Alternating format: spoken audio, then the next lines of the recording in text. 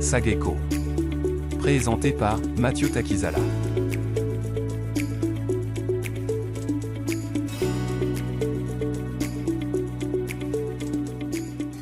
Spécial Auto Garage.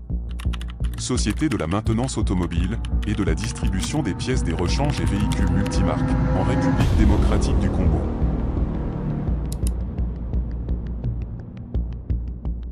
Bonjour, bienvenue dans la chaîne de l'économie de la ville de Kinshasa, InfoSag avec ce plateau de Sageko. Sageko de ce matin, c'est le secteur de l'assainissement en République démocratique du Congo. Pourquoi pas dans l'espace francophone? Parce que vous savez, le Congo, c'est parmi les premiers territoires, première démographie de l'espace francophone. L'économie, c'est aussi avec l'environnement. Dans ce plateau, je ne serai pas seul, je vais être avec des personnalités, avec les expertises. Il y aura Maître Hervé. Bienvenue, Maître Hervé. Merci, Monsieur Mathieu. Je vous remercie pour l'invitation. Voilà, donc ce sujet d'aujourd'hui est vraiment pertinent et ça devient l'actualité de la République démocratique du Congo. Et puis en face, l'habitué de ce plateau, Sageko, ingénieur Jacques Ilunga. Bienvenue de ce matin. On va parler de l'environnement, l'assainissement en ce moment. Et nous allons commencer peut-être déjà avec l'élément que le gouverneur actuel de la ville de Kinshasa, Daniel Bumba, a dit, bon voilà, on ne peut plus continuer avec tout ce qui est dans nos rivières, les cours d'eau. Il faut que l'armée, quand même, génie civil ou génie militaire, peut nous aider aussi à évacuer. Et les deux espèrent que vous êtes là. On mettra cet élément. Comment vous, un mot sur ça? Gouverneur, il ne veut plus que ça soit ça, hein, la ville de Kinshasa. Ingénieur, vous qui gérez aussi un grand département pour la nature soit une nature saine. Vous savez qu'il y a un problème très sérieux, un problème de coordination. Vous savez, tout ça, pour qu'il y ait assainissement, il y a d'abord l'aménagement qui est au-dessus de tout. On doit avoir un plan d'aménagement, parce qu'aujourd'hui, nous disons l'aménagement, c'est la géographie dynamique, c'est la projection de ce que doit être une ville ou une cité, un espace demain.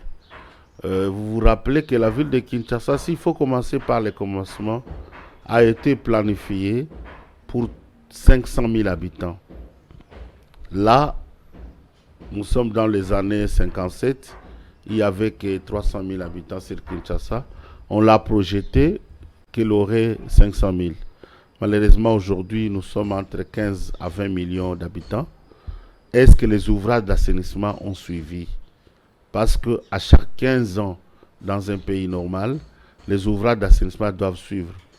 Les plans d'aménagement doivent changer. Je vais essayer de comprendre quelque chose. Les lobbying menés pour ces mandats du Premier ministre par son Excellence le ministre d'État, Maître Guy Luando, a réussi. Parce qu'au niveau de la primature, dans le plan du gouvernement, on a fait passer l'aménagement comme le troisième pilier. Et on a même décidé qu'on donnait 15% du budget de l'État pour qu'on aménage le territoire. Aménager veut dire plusieurs choses, dont ce que nous voulons parler aujourd'hui est dedans, l'assainissement. La ville, comme je le disais, planifiée pour 500 personnes. Quand nous arrivons à 15 millions, à 20 millions, qu'est-ce qui a déjà été fait? La gestion des déchets, c'est une grande responsabilité des maires de la ville. Parce que le maire de la ville, comme vous savez, il a des responsabilités régaliennes, comme la gestion des déchets. Dans le déchet, vous voyez les déchets humains, les déchets solides, les eaux usées. Il a la gestion de la mobilité de la population. Il a la responsabilité sur les activités économiques, parce que nous sommes dans un écosystème urbain où il y a plusieurs activités économiques. Il y a la gestion culturelle, parce que les gens doivent quand même se distraire, ainsi de suite, les affaires touristiques. Mais il y a des responsabilités sur les maladies des gens, ainsi de suite. Donc il faut qu'il y ait dans l'écosystème plusieurs établissements, mais aussi, quand nous revenons, parce que nous sommes dans les sujets d'assainissement, il faut qu'il y ait des ouvrages d'assainissement. Il faut qu'il y ait... C'est toute une politique. Ce n'est pas les intervenants. C'est un écosystème. On ne commence pas par les intervenants. Par les intervenants, vous allez voir que la fois passée, on a échoué. Les Européens sont arrivés avec le projet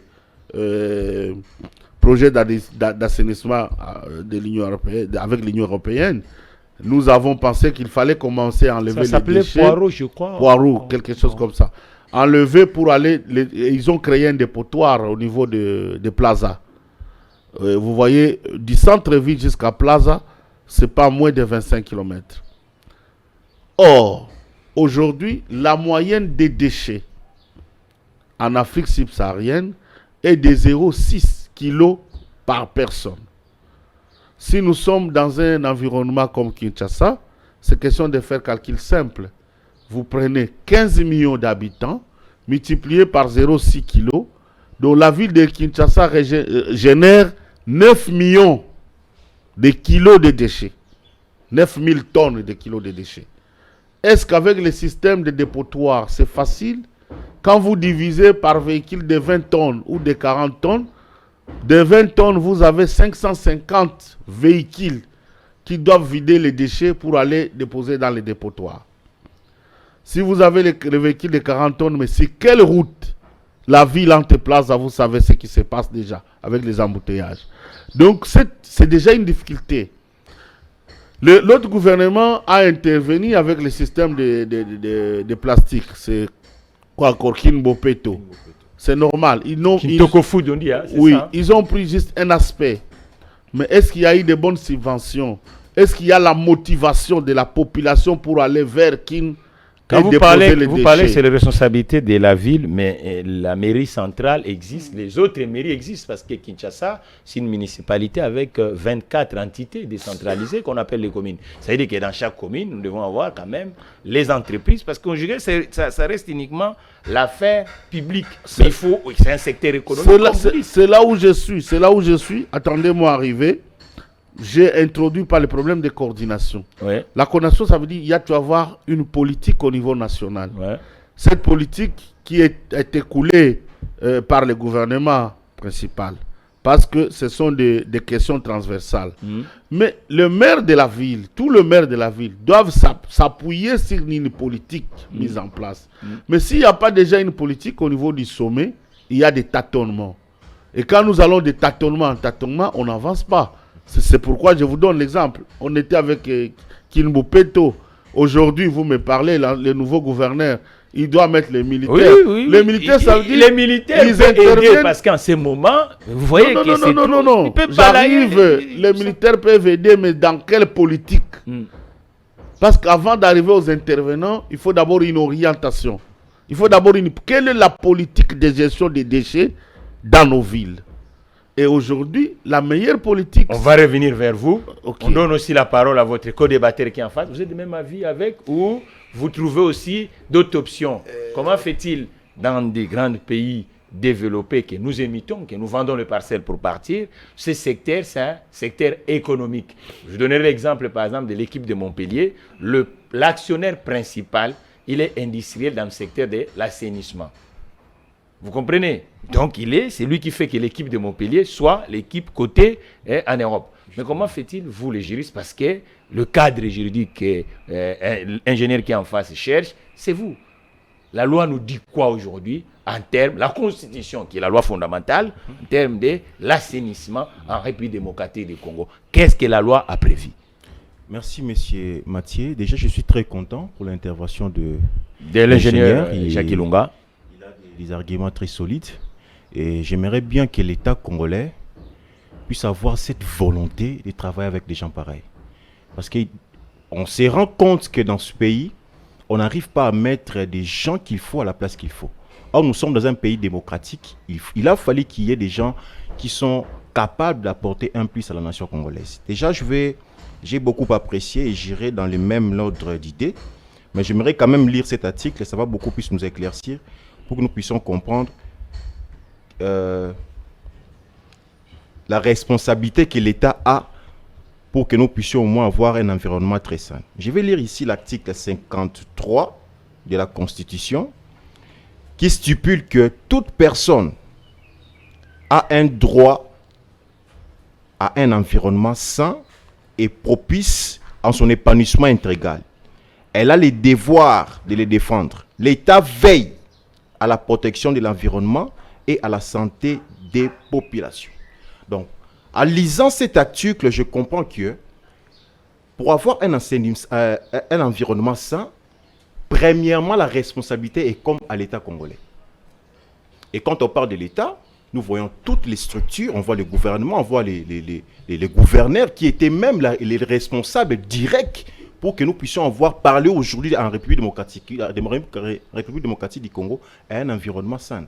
Aujourd'hui, nous parlons beaucoup pour les chômeurs. Il y a un taux trop élevé de chômeurs en République démocratique du Congo. Il y a des jeunes qui baladent dans des rues faute de travail. Est-ce que en République démocratique du Congo, on a des entreprises d'assainissement qui pouvaient permettre en sorte que nos jeunes puissent se retrouver à avoir un travail? Il n'y en a pas. Si vous partez Ce sont les associations, non? Il y a des ONG. Les associations ne sont pas publiques. Or, en réalité, on devait avoir des institutions publiques, des entreprises publiques qui pouvaient exploiter des déchets. Mais l'ancien gouverneur a acheté même des bennes. On a vu mais des véhicules qui sont venus ici.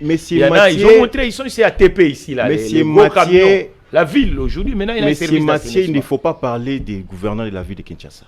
Il n'a pas foutu, il n'a rien foutu. M. Ngobila a laissé les bennes là-bas. Rien du tout. Vous allez voir. Ils ont signé un accord, je crois, avec une entreprise ou TIRC ou tout ça, ainsi de suite. Il y a des véhicules là-bas. Quand vous signez un accord de vous-même, j'ai aimé l'intervention de l'ingénieur. Il faut avoir la politique bien établie, que vous-même, l'État, vous avez établie, et ceux qui vont venir pour s'investir. On a des investisseurs, on a des ONG internationales qui viennent nous solliciter de gauche-droite, et ils doivent déjà trouver un programme bien établi que l'État a mis en disponibilité, et il se conforme avec ces projets. Ngobila n'a rien foutu. Si vous partez dans tous les 24 communes, vous verrez qu'il y a des poubelles partout. Il a laissé les camions là-bas. Les camions sont là-bas. Les camions ne sont pas... Maître, c'est là où je vais appuyer l'intervention du maître. Je parlais tout à l'heure là, tout ce qui va commencer d'abord, c'est la politique. La politique aujourd'hui, gestion des déchets, c'est la gestion des déchets intégrés. C'est tout un système. Donc vous, les experts, on ne vous consulte pas actuellement les municipalités? Bon, non. Il y a un ministère dans l'aménagement du territoire. On ne vous consulte pas, les bourgmestres ne vous consultent pas pour que vous puissiez... Non, ça c'est un problème. On les invite dans cette émission, SAG Eco, parce que vous savez, les élus doivent connaître, mais en réalité, la gestion d'une municipalité, c'est toute une responsabilité, c'est toute une expérience, c'est toute une science, s'il faut le dire. On ne s'improvise pas. Ici, c'est notre débat. On prend l'aspect de maire de la ville plus du côté politique que responsabilité sociétale. On vous nomme parce que vous êtes un bon militant d'un parti, vous devenez bourgmestre. Non. On ne devient pas bourgmestre. On ne se réveille pas demain, on est bourgmestre. On doit savoir, on est bourgmestre, pourquoi. On doit gérer un écosystème, il y a des responsabilités. Ici, nous parlons d'une des grandes responsabilités des maires de la ville.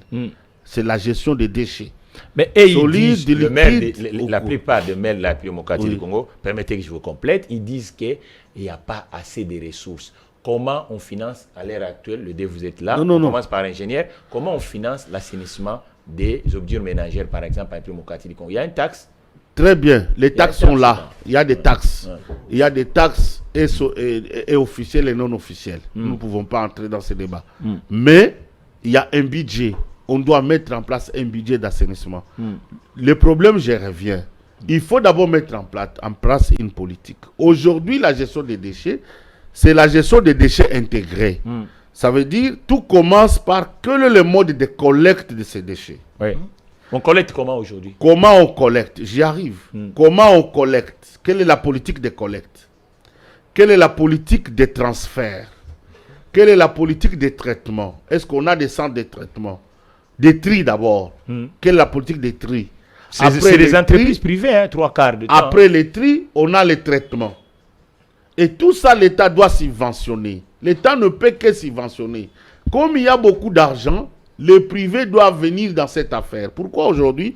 Aujourd'hui, les déchets, ce que vous pensez que l'entreprise A considère déchets, pour l'entreprise, c'est une matière première. Pour l'entreprise, c'est une matière première. Aujourd'hui, il y a un système de cercle vicieux. Tout tourne. Et si ça tourne, quand je reviens aux chiffres que je vais vous donner, vous allez comprendre que, on produit combien de 9000 tonnes produites dans la ville de Kinshasa, on peut réduire le vrai déchet à 1000 tonnes, très facilement. Ça, c'est la journée, nous produisons 9000 tonnes. 9000 tonnes. Pourquoi? Parce que, qu'est-ce qu'on appelle déchets? Il faut d'abord voir la composition des déchets. Dans les déchets, vous avez les ordures ménagères, les OM. Après les ordures ménagères, vous avez l'acier, les ferrailles. Après les ferrailles, vous avez le plastique. Après le plastique, vous avez les verres. Et ainsi de suite. Déjà, aujourd'hui, par exemple en Europe, avec la loi sur les DE, on avait 2 poubelles. Dès le départ, on parlait de déchets biogradables et non biogradables. Vous avez poubelle où mettre déjà, donc ça veut dire le pré-tri commence à la collecte. Mais aujourd'hui, en Europe, on est avancé. On est maintenant à 4 poubelles, à 4 lots de poubelles, où les ordures ménagères sont déposées dans les ordures ménagères. La filière des ordures ménagères, c'est pour créer des engrais, donner à toutes ces mamans qui font les jardinages, tout ça. Oui, et ça se vend. Toutes ces ordures, même le carburant, les biocarburants, on peut en fabriquer. Avec les systèmes de biogaz, on peut avoir des lumières, on peut avoir des gaz. Déjà, cette filière-là vous donne de l'énergie, vous donne des gaz pour la cuisson, les gaz pour la lumière, ainsi de suite. Vous avez la filière de ferrailleurs, des aciers. La filière des aciers vous fait sortir le fer à béton. Et d'autres fers, les tuyaux, les types carrés qu'on peut réutiliser encore. Vous avez la filière de verre qui vous fait avec la vévérie, on va fondre comme ce que fait, c'est quoi la société qui fabrique les bouteilles pour Bralima. Bouquin, oui, qu'est-ce qu'il fait? Parce que la fabrication de verre, c'est le sable. C'est ça la matière première. Oui, c'est le sable. Au lieu d'aller encore puiser le sable, on peut récupérer tous ces verres-là et le rentrer encore dans la filière. Vous avez la filière plastique. On a tenté seulement organiser la filière pratique, mais sans voir toute la chaîne, comment on va de motiver la collecte, le pré-collecte, la collecte, les tri, les traitements et la réutilisation. Parce qu'il faut aller vers la réutilisation. Cette fois-là, c'est là où intervient l'aspect économique de la gestion des déchets. Ça va créer des emplois. Donc, à l'heure actuelle, selon vous, comme expert, il n'y a pas l'aspect économique. Nous ne partons pas encore dans l'aspect économique. C'est pourquoi quand il n'y a pas d'aspect économique, nous allons échouer. Le budget sera toujours insuffisant. Nous ne pouvons pas faire de l'enfouissement. L'enfouissement, tout à l'heure, là, je vous en parlais. Quand nous faisons l'enfouissement, vous savez que rien que votre écran d'ordinateur qui est derrière, ou l'écran de votre ordinateur, il contient du plomb. Et quand on enfouit les plombes en bas, tout ce qu'il fait, il détruit pendant 10 ans 1 mètre carré du sol contre l'agriculture. Et si on va enfouir autant d'écrans d'ordinateur et autant d'écrans de télévision, combien de mètres carrés seront pollués, détruits. Vous comprenez? Quand on parle de l'incinération, nous revenons encore sur des gaz. Et quand nous avons les COD, c'est pour encore polluer l'environnement. Nous revenons sur le réchauffement climatique. Donc aujourd'hui, il n'y a pas de solution meilleure que la gestion intégrée des déchets. Ça veut dire qu'il faut créer un écosystème. Un écosystème avec des filières très bien exploitées. Et maintenant, cette fois-là, le gouvernement doit encourager, avec des subventions, encourager les intervenants. Parce qu'aujourd'hui, c'est bien bon. Le gouverneur Ngoubila a utilisé le Kinbopeto. Ils ont trié, mais jusqu'aujourd'hui, dans toutes les rivières, il y a des plastiques. Pourquoi ça n'a pas suivi? Aujourd'hui, le nouveau gouverneur, il va prendre les militaires. Les militaires vont intervenir à quel niveau de la chaîne? Parce que c'est toute une chaîne. Je vous donne la chaîne de la gestion intégrée à 4 grands blocs. Vous avez collecte, pré-collecte, vous avez tri, vous avez traitement et vous avez réutilisation. Les militaires viennent intervenir à la collecte. S'ils collectent, ils vont jeter où? Où est le centre de tri? Où est le centre de traitement? Qui vont réutiliser? Qui vont refabriquer? Non. Si tout ça, il n'y a pas, les militaires, on va revenir à la case de départ. Les militaires seront mobilisés pour ramasser, pour faire les ramassages, sans un système de collecte. Ils vont aller jeter. Il faut chercher quelque part où jeter. Je vous dis déjà, quand on jette, soit c'est l'enfouissement qui a le problème de pollution du sous-sol. Là, je me suis arrêté seulement la pollution du sol. Mais l'enfouissement attaque même la nappe aquifère de l'eau. Parce qu'il va polluer même l'eau que nous buvons. Il y a des matières utilisées dans tout ce que nous avons là. Donc, il y a nos mamans qui produisent les légumes. Mais pourquoi le laisser aller acheter des engrais chimiques au moment où nous avons des déchets que nous pouvons transformer? Voilà. Pourquoi aller prendre seulement des gaz à utiliser à Mwanda si nous pouvons aussi produire des gaz à partir de la biomasse? Donc, vous voyez, c'est question de mettre en place tout ça. La politique doit être coordonnée. Je suis très content, mais là, j'ai compris que le gouverneur n'a pas bien lu les programmes du gouvernement. Parce que dans le programme du gouvernement, comme je vous disais là, le lobbying du gouvernement passé, que le ministre de l'Aménagement a mené, que je salue en passant, parce qu'il a été... Maître Guy Luando, Mboyo, hein? Il a mené, aujourd'hui, il a fait passer l'aménagement comme troisième pilier avec un budget conséquent. Maintenant, c'est aux autres sectoriels, dont le gouverneur, de s'approprier cette politique et de comprendre comment on va aménager les territoires. Comment on doit gérer cet aspect de gestion des déchets. Si lui prend, il met des militaires. Les militaires vont ramasser, ils vont jeter où? Vous voyez, l'expert dit il faut un écosystème. Dans quel niveau ils vont agir? Parce qu'il faut créer les acteurs professionnels sectoriels pour que nous puissions avancer. Mais vous, juridiquement, parce que c'est pour ça qu'on a appelé un juriste. Logiquement, un pollueur, on doit le sanctionner. Aujourd'hui, la loi prévoit quoi pour en termes des infractions des déchets en République démocratique du Congo? Avant de répondre à votre occupation, j'aimerais compléter un tout petit peu ce que l'ingénieur vient d'évoquer ici.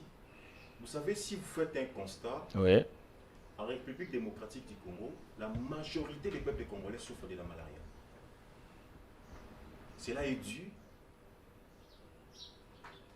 à l'assainissement, pour dire simplement que nous avons un environnement qui ne sont pas propres. Ça affecte même le corps de chaque peuple congolais. Le gouverneur Ngobila n'a pas abouti à un travail que les peuples congolais peuvent apprécier. Moi, je n'ai jamais été d'accord avec lui parce qu'il a laissé des choses que nous ne pouvons pas accepter dans ce pays. Faute au principe de la méritocratie. Nous avons un politique qui n'est pas déterminé. On ne sait pas mettre une personne à la place qu'il faut. On ne sait pas donner la confiance aux personnes qui sont expérimentées pour nous donner des bons résultats. C'est la raison pour laquelle aujourd'hui, on a même un problème. C'est bon. On a même un problème au niveau de notre budget. Je crois que l'ingénieur va de le dire. On a un budget qui n'est pas suffisant pour aider aux besoins du pays. Pourquoi? Parce qu'il n'y a pas de la politique, de la créativité. Quel est le plan d'action sur le plan économique qu'on a établi, que le gouvernement a mis en place, pour que nous puissions au moins avoir... Vous savez, si on crée ne fût-ce que 10 entreprises de l'exploitation en matière d'assainissement, on ne parlera plus du taux de chômage en République démocratique du Congo. S'agissant de votre question, les sanctions sont disposées. Ouais. Mais le problème est lié aux acteurs étatiques. On peut disposer des sanctions pour des gens qui commettent des bavures. Des infractions. Parce que j'étais dans la rue, c'est déjà... C'est ça. Une C'est une infraction en vertu de l'article 52 du Code pénal qu'on appelle voie de fait. Oui.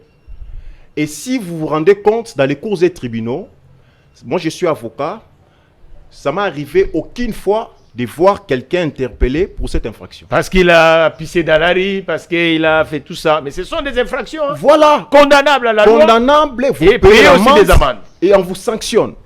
Mais l'État congolais, les cours et tribunaux, des magistrats, des propriétaires, ne tient pas compte de cela. Et c'est ce qui encourage des gens faire de n'importe quoi. J'ai aimé encore l'intervention du légionnaire, il a dit il faut sensibiliser. Mais Quelle est Ngobila la a politique? sensibilisé, le gouverneur Ngobila a sensibilisé avec les chansons ici. Mais On a c'est vu tout le Mathieu, monde a il ne chanté. faut pas me parler de C'était une Ngobila. sensibilisation. Ce nom-là de Voilà. Ngobila m'a jamais convaincu. Si nous subissons ce que nous subissons aujourd'hui, c'est dû à la politique de Ngobila. Il n'a pas compris ce qu'il était. Il n'a pas compris ce qu'il faisait. Et c'est la raison pour laquelle aujourd'hui nous parlons des ordures, nous parlons d'un environnement sale où on peut même pas vivre. Si vous partez peut-être à Pakadjouma là-bas, mais c'est incroyable. C'est un bidonville. C'était Un bidonville n'a jamais eu règle l'urbanisation. Même dans les quartiers bidonvilles, on a besoin, la Constitution le dit, que chaque peuple congolais a un droit à un environnement sain. On n'a pas parlé des endroits bidonvilles ou quoi que ce soit, non. Il ne faut pas qu'il y ait discrimination. Donc, nous devons mettre en place de la politique bien détaillée, même les investisseurs, les ONG, avant qu'ils puissent au moins exploiter. Parce qu'il y a des ONG qui essayent un tout petit malgré c'est insignifiant. Quand vous mettez en place de la politique bien détaillée, cela va beaucoup plus aider. Est-ce que le taxe d'ordures ménagères est payé aujourd'hui en République démocratique du Congo? La taxe est payée, mais désorientée. Ouais. Voilà. Parce qu'on revient sur la politique. Il faut qu'on sache, on doit mettre en place quelle est la politique de collecte, comme je le disais. Oui, oui. On va sensibiliser. Après la sensibilisation, on doit punir. Il faut punir. C'est pour ça qu'on a demandé à Vous l'avocat. savez, La loi prévoit quoi? vous savez aujourd'hui, dans d'autres pays, vous allez avec votre véhicule. Il s'agit que vous prenez votre banane, après l'avoir mangée, vous jetez, et le caméra vous visualise, on poursuit votre véhicule. Quand on voit que vous êtes des étrangers, pour vous éduquer, on fait rentrer les véhicules pour aller ramasser ce que vous avez jeté. Si c'est un natif, il paye l'amende pour avoir jeté dans la rue. On va arriver à ça, mais il faut commencer par sensibiliser. Mais il faut d'abord mettre, je vous dis, c'est plus simple. Quand cette politique est mise en place, la gestion des déchets d'une manière intégrée est mise en place, les politiques du gouvernement doivent être incitatives. Normalement, ici, nous faisons des confusions. L'État ne doit pas tout faire. L'État doit mettre en place des mesures compétitives et incitatives. Les privés doivent venir investir. Voilà. Si dans la gestion des déchets, il y a des mesures incitatives, on vous dit non, quand vous investissez ici, ils disent au niveau quoi? de l'ANAPI par exemple, Oui. quand vous êtes dans le système d'assainissement, voilà, vous avez des facilités, des taxes, vous avez des facilités Exonération sur le exonérations sur ou par exemple, les crédit à charrois. taux zéro. Vous comprenez? Les investisseurs vont entrer dedans. C'est un business. Et quand ils sont dedans, ils savent qu'ils récupèrent de la matière première, mais entre-temps, ils vont créer de l'emploi. Et les taxes seront, vont les aider à faire ces facilitations. Monsieur l'expert, un mot sur ce qu'on appelle les déchets fossiles. Oui. Parce qu'au Congo, elle est énorme. Hein. Comment on contrôle le gaz d'échappement? 3/4 des véhicules Non, qui sont vous chaque- savez, même vous les savez- huiles usées des ateliers de Reculons tous les jours. et tout ça. C'est pourquoi j'ai parlé. Il faut d'abord Les déchets arriver- fossiles, vous parlez pas, on voit que tout le ça. plastique. Non, on les va fossiles, arriver. il y en On a va assez arriver. ici. C'est Monsieur pourquoi l'expert. il faut commencer par cartographier. Oui. Par cartographier les déchets. Ouais. Dès qu'on les a cartographiés, on doit les identifier et on doit savoir mettre une politique pour le traitement de chaque déchet. Si nous parlons des déchets fossiles, Oui. nous parlons de la pollution avec Moyen le d'âge de CO2. véhicule à Kinshasa, c'est 20 ans. Le vrai problème, c'est l'écomafia. C'est l'écomafia. Vous avez déjà entendu parler de l'écomafia. Les bilocos. Quand nos frères amènent leurs histoires, les bilocos, c'est un écomafia. Parce qu'avec les DEE, en Europe, la politique de gestion des déchets électriques et électroniques, il Même y a- automobile. Oui, et les automobiles, il y a ce qu'on appelle la fin de vie, la fin de vie physique et la fin de vie commerciale. Moi, je voulais plus qu'on tarde un peu dans ces déchets fossiles parce que ça devient si C'est là où je ça prend vais. beaucoup C'est d'argent. là où je Mais il y a vais. combien de casses? La ville de Kinshasa a combien de casses automobiles? En tout cas, je ne connais même pas ce que 20 millions d'habitants, il n'y a pas de casse. Officiel, il y en a mais pas. c'est vous les experts. Chacun se débrouille. Chacun se débrouille. C'est pourquoi tous les véhicules qui sont destinés à être jetés en Europe sont amenés en Afrique. Là, or, les concessionnaires, les vendeurs, les fabricants, quand ils vendent leurs ouvrages électriques et électroniques, il y a déjà une taxe qu'on appelle la taxe fin de vie. La taxe fin de vie qu'on doit dédier à celui qui va traiter les déchets à la fin de vie physique du matériel que vous achetez.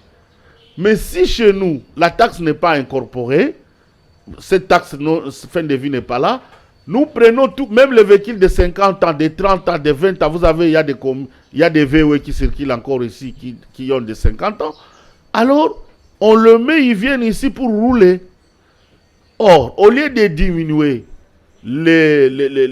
l'émission de CO2, on augmente l'émission de CO2. On revient, on écoute d'abord notre partenaire, comme nous sommes dans le véhicule, le partenaire spécial autogarage. L'élément va passer et puis on va revenir à ça. Ok.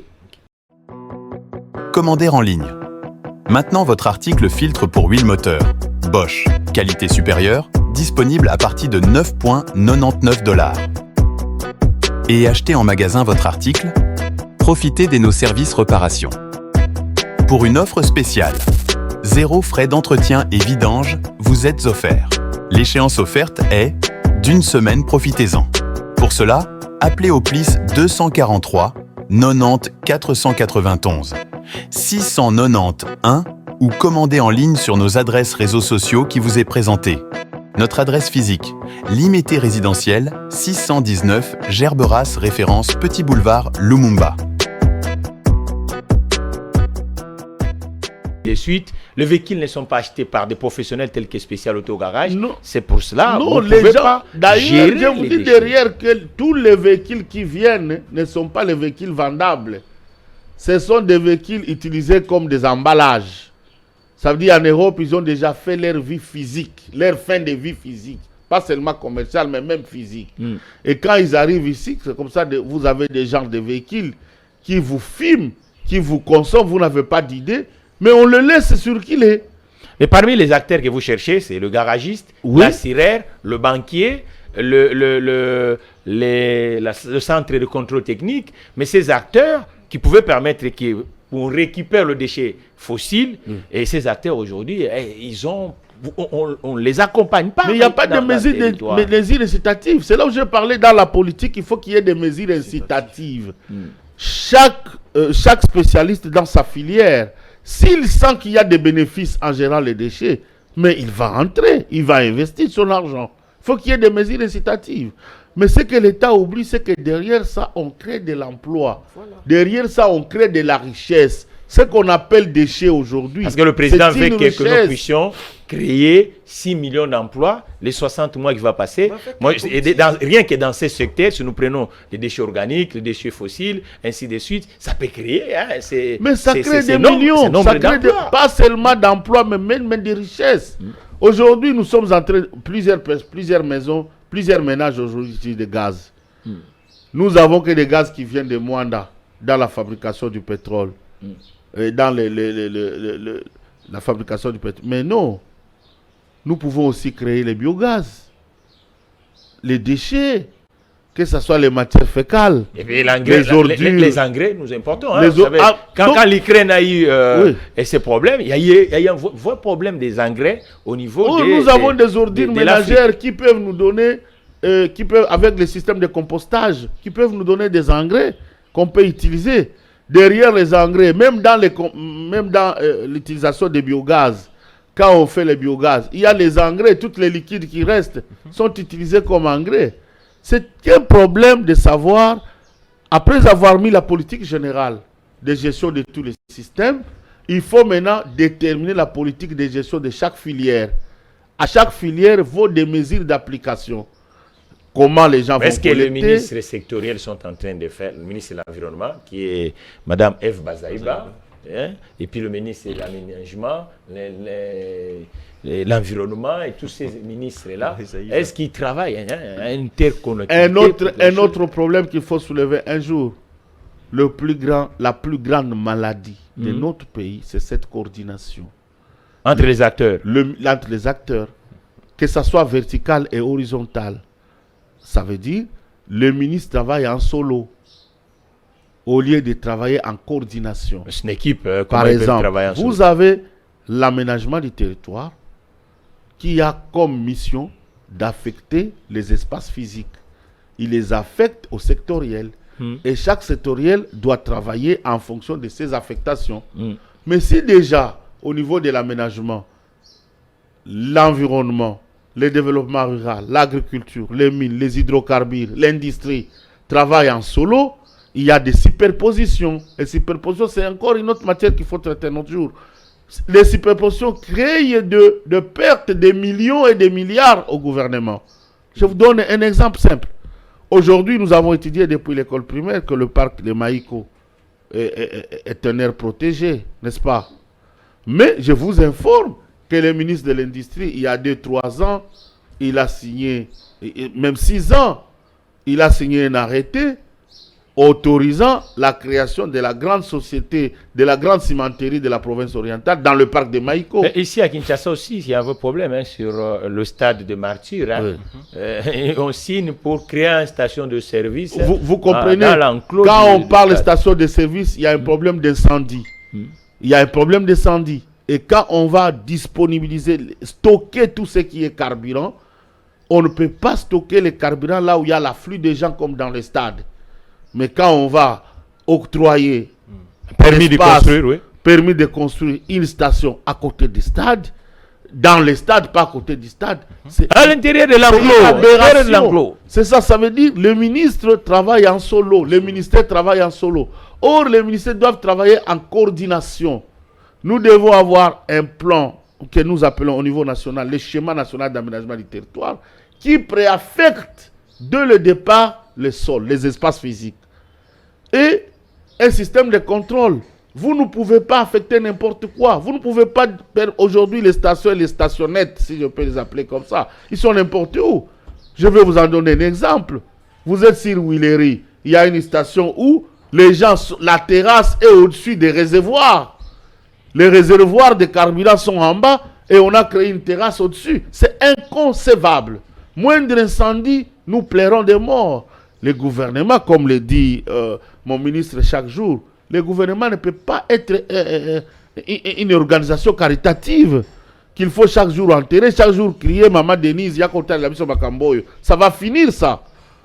C'est un État, il faut mettre les mesures législatives, il faut contrôler, il faut bien affecter les espaces physiques, il faut avoir des rigueurs, les gens doivent respecter pour avancer. Et tous les autres ministres sectoriels doivent travailler dans une coordination pour amener on dit gouvernement, si je suis le propos de l'expert ingénieur Jacques Ilunga, il dit le gouvernement, ce n'est pas une association caritative, il faut qu'il y ait quand même une coordination. Mais moi, je penche plus parce que la coordination aussi, quand on parle de ça, c'est les textes, la loi. Parce que la loi reste la loi. Et quand il y a la loi, automatiquement, ça ne va pas devenir une organisation caritative. Et vous, les juristes, vous êtes assez formés dans des institutions. Vous êtes là, il y a des éminents juristes dans ce pays. Mais heureusement, le ministre actuel de la Justice, on voit vraiment que le moulin est tenté de chauffer.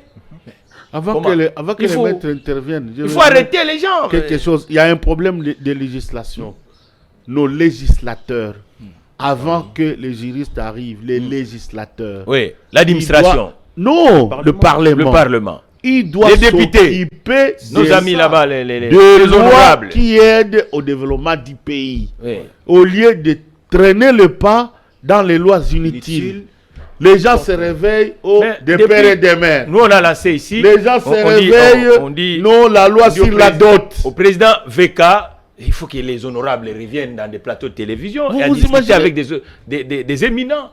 J'espère que vous êtes parce que matière ces genres de sujets, il faut quand même que les échanges soient... La matière d'assainissement est pauvre de textes. Ouais. Il n'y a pas de textes qui gèrent les filières. À part les articles de la Constitution qui donnent la responsabilité, il n'y a pas de loi.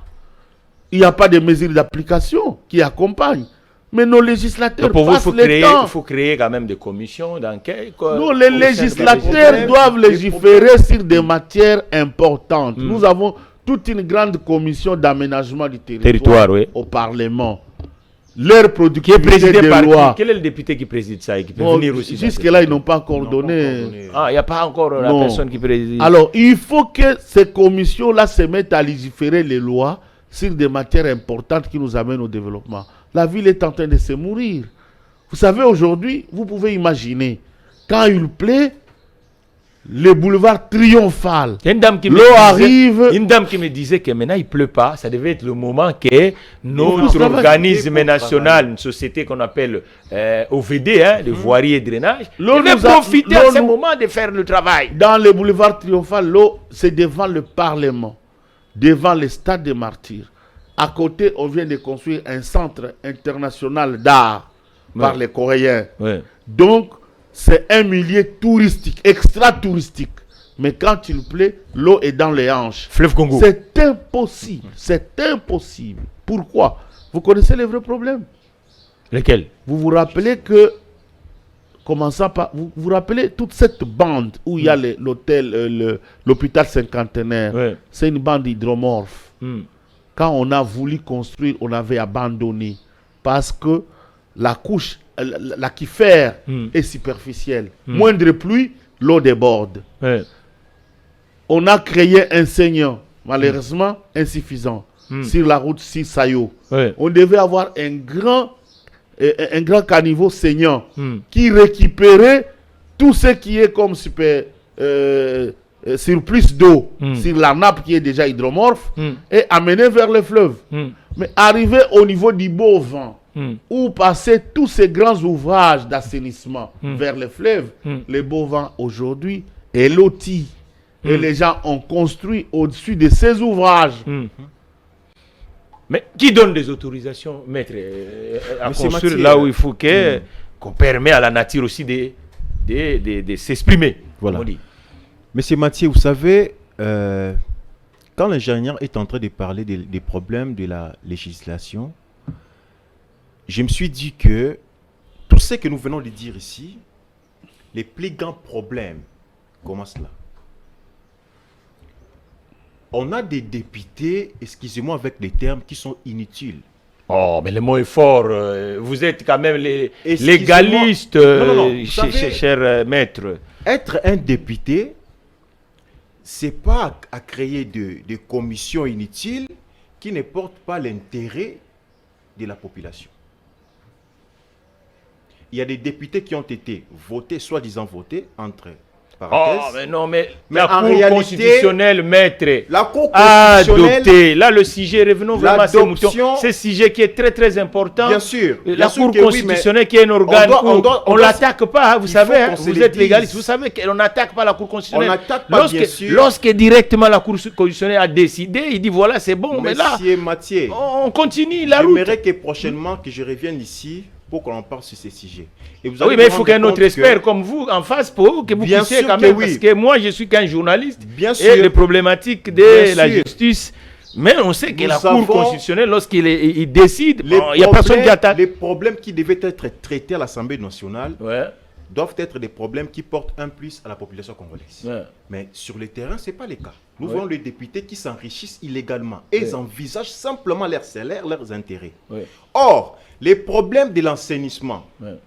on a Madame F. Bazaïba, Oui. que j'ai Qui est aussi vu, votre conseil. et Hein. j'ai vu C'est une avocate, vous savez. une avocate, oui, Voilà. mais quand sur le terrain, il n'y a pas la réalisation qu'il faut que la population entende, on va se Il a le dire. récupéré un peu de l'argent qu'on récupérait dans le truc, quoi, là, sur le gaz et tout ça, ainsi de suite. Hein. Si Pour vous- l'instant, si nous vous- récupérons, non? Si vous partez... Oui, espérez là, d'argent, nous récupérons l'argent. là. Oui, beaucoup d'argent. Si vous partez simplement sur l'avenir de la résidence de Madame la ministre F. Bazaïba, vous allez vous rendre compte que même le titre qu'on a surnommé là n'a pas de l'importance. Sur son propre avenir, juste sur l'avenir, il y a un degré de saleté incroyable. Oui, et c'est la faute du ministre Bobo. Donc Mais- le ministre, il va...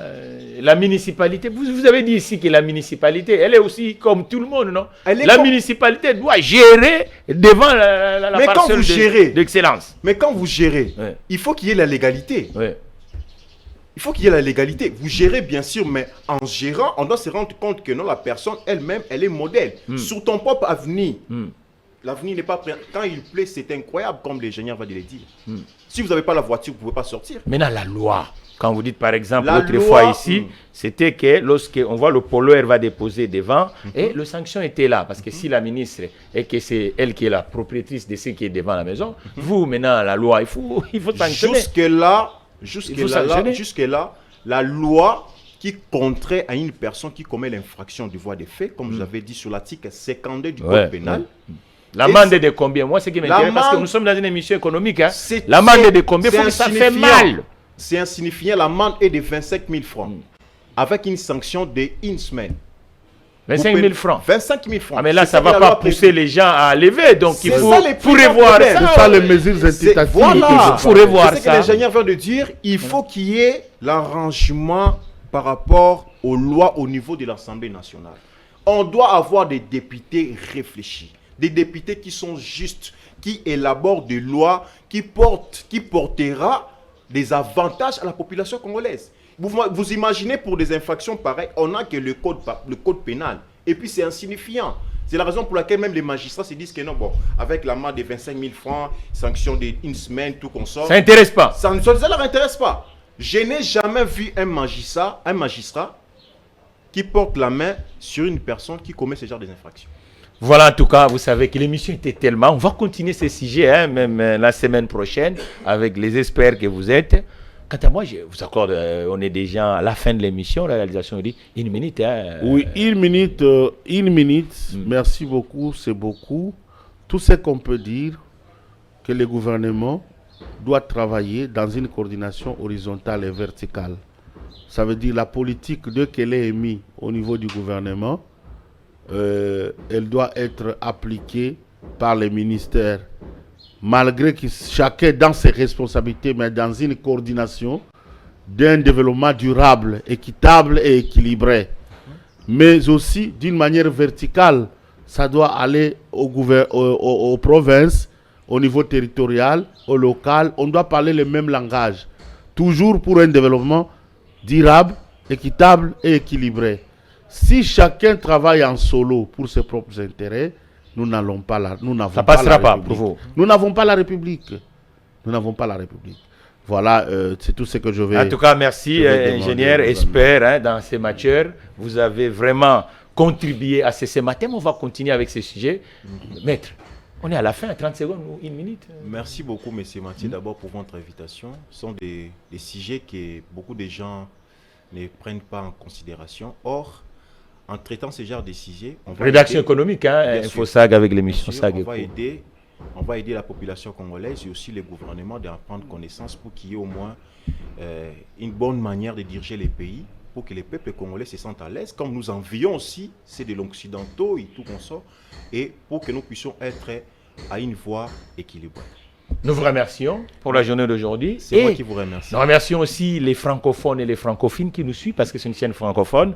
Et puis l'équipe technique parce que sans eux, hein, on ne devait pas être suivi à travers le monde. Continuez à nous suivre dans le plateforme digitale, likez, partagez si vous voulez être à la place de ces experts dans ce plateau SAGECO parce que l'économie doit s'exprimer dans les zones en République démocratique du Congo, même dans tous les grands pays francophones. Quant à moi, Mathieu Takizala, la prochaine numéro de SAGECO. Tout à l'heure, on va parler de l'entrepreneuriat avec un professeur de l'Institut de commerce, dit l'IEC, ainsi que sur 24 novembre.